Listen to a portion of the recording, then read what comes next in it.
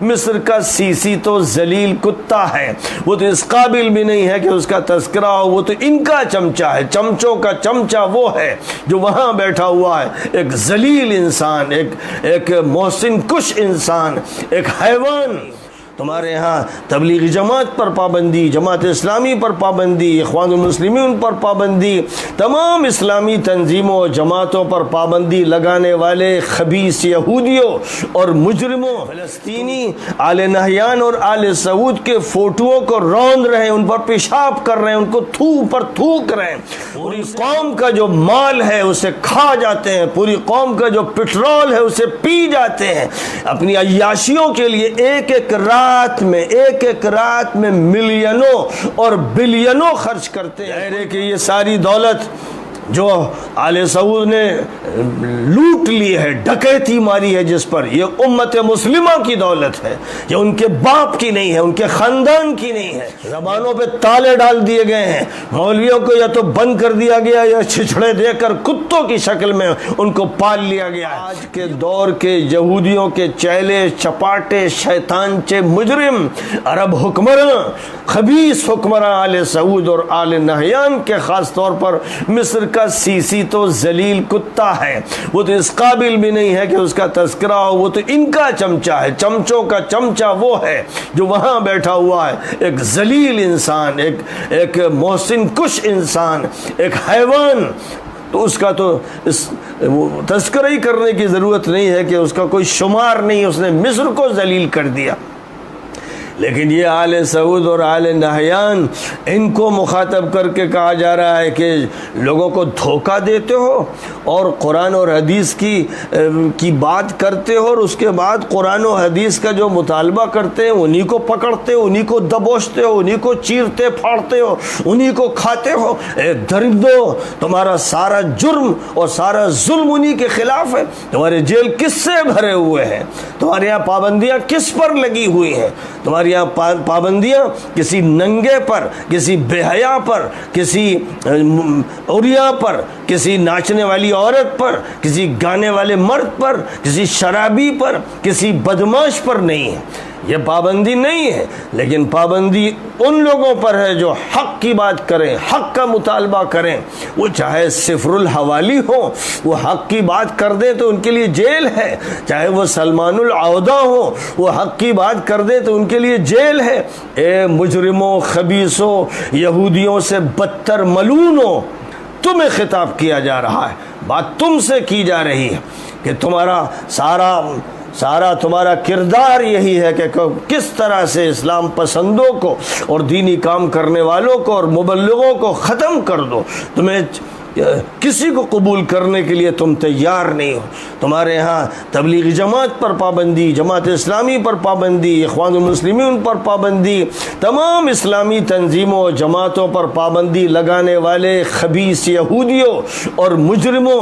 تم اتنے ذلیل ہو کہ جن ملکوں نے، جو عیسائی ملک ہے، ان جماعتوں پر پابندی امریکہ میں نہیں ہے، برطانیہ میں نہیں، ان جماعتوں پر پابندی دنیا کے اور کسی ملک میں نہیں ہے، جن کی خباثتیں اپنی جگہ پر ہیں، لیکن تمہاری خباثتیں سب سے بڑھی ہوئی ہیں، تم سب سے بڑے مجرم ہو۔ آج وہ خبیث و مجرم جو 1948 سے اور اس سے پہلے سے فلسطین کی سرزمین پر برطانیہ اور امریکہ کی سازشوں اور بدماشیوں کے نتیجے میں بسائے گئے، اور جن کو فلسطین کی زمین پر بسا کر فلسطینیوں کو کھدیڑا گیا، نکالا گیا، ان کی زمین لوٹی گئی، مکانوں پر قبضے کیے گئے اور شہر کے شہر ان سے خالی کرائے گئے، پھر ہزاروں کو شہید کیا گیا، ہزاروں کو جیلوں میں ڈالا گیا، لاکھوں کو دربدر کر دیا گیا۔ یہ جو مجرم ہے، ایک طرف قرآن کہتا ہے کہ ایک بے گناہ کو بھی جس نے مارا اس نے پوری انسانیت کو مارا، اور یہ کہتا ہے کہ وَلَكُمْ فِي الْقِصَاصِ حَيَاتٌ، حکم قصاص میں تمہارے لیے زندگی کا سامان ہے۔ یہاں یہ وہ مجرم ہے کہ جن کو دنیا کی بڑی مجرم طاقتوں نے بسایا،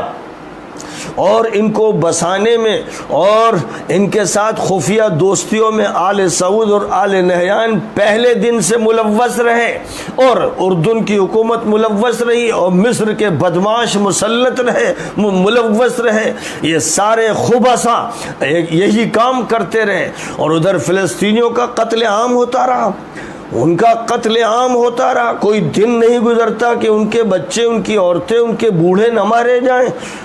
کوئی دن ایسا نہیں گزرتا کہ ان کو جیلوں میں نہ ٹھوسا جائے۔ اور اس سب کے بعد پھر ان سے دوستی، اس سب کے بعد ان سے تعلقات، اس سب کے بعد ان سے معاہدے، اور اس کے بعد لوگوں کی آنکھوں میں دھول جھونکنے کے لیے کہنا کہ ہم فلسطینیوں کے حق میں کر رہے ہیں۔ فلسطینی آل نہیان اور آل سعود کے فوٹوؤں کو روند رہے ہیں، ان پر پیشاب کر رہے ہیں، ان کو پر تھوک رہے ہیں، ان سے اپنی نفرت کا اظہار کر رہے ہیں۔ یہ بدماش ان کے تو نمائندہ بنے ہوئے ہیں، ان کے وکیل بنے ہوئے ہیں۔ پڑھنے والے اور جاننے والے جانتے ہیں کہ یہ خبیث پہلے دن سے، اپنی پیدائش کے دن سے، جب سے ان کا وجود ہوا، یہ اپنی رحم مادر میں تھے تو ان کے اس وقت بھی یہودیت تھی، اسی پیٹ میں یہ پل رہے تھے، اسی پیٹ سے یہ نکلے، اسی کا انہوں نے دودھ پیا، اسی نے ان کو زندہ رکھا، اسی کی تربیت کے نتیجے میں یہ جوان ہوئے یا بوڑھے ہوئے یا مرے۔ یہ وہ لوگ ہیں، ان میں وہ بھی ہیں جو یہودی ہیں یا عیسائی ہیں، اور ان میں وہ بھی ہیں جو منافق، ان کے ساتھ تھیلے کے چٹے بٹے ہیں، ان سے دوستیاں کرنے والے، ان کے ساتھ معاہدے رچانے والے، خفیہ طور پر ان کے ساتھ شامل ہونے والے، ان کو خوش کرنے کے لیے مسلمانوں کو مارنے والے اور فلسطینیوں کو تباہ کرنے والے، ان کو بے اثر بنانے والے، علماء کو شہید کرنے والے، ان کو جیلوں میں ٹھوسنے والے، اسلامی جماعتوں تنظیموں پر پابندی لگانے والے، اور عریانیت اور شراب اور جوئے اور بدماشیوں اور سود کی کھلے بند و اجازت دینے والے، یہ وہ خبیث و مجرم ہیں، اور ساتھ ساتھ حرام خور ہیں۔ پوری قوم کا جو مال ہے اسے کھا جاتے ہیں، پوری قوم کا جو پٹرول ہے اسے پی جاتے ہیں، اپنی عیاشیوں کے لیے ایک ایک رات میں ملینوں اور بلینوں خرچ کرتے ہیں۔ کوئی بات ڈھکی چھپی نہیں ہے۔ ظاہر ہے کہ یہ ساری دولت جو آل سعود نے لوٹ لی ہے، ڈکیتی ماری ہے جس پر، یہ امت مسلمہ کی دولت ہے، یہ ان کے باپ کی نہیں ہے، ان کے خاندان کی نہیں ہے۔ یہ دولت جس پر آل نہیان نے قبضہ کر کے یہودیوں کے ہوٹل بنائے ہیں، اور جنہوں نے ان کو تجارتیں سونپی ہیں، اور جو ان کے ساتھ دوستیاں رچا رہے ہیں، اور جن کے یہاں دنیا بھر کی ننگی عورتیں آتی ہیں، اور جن کے یہاں ہوٹلوں کے اندر قہبہ گری کے سارے انتظامات کیے گئے ہیں، اور عوام میں سے سب جان رہے ہیں، زبانوں پہ تالے ڈال دیے گئے ہیں، مولویوں کو یا تو بند کر دیا گیا یا چھچڑے دے کر کتوں کی شکل میں ان کو پال لیا گیا ہے۔ یہ وہ صورتحال ہے۔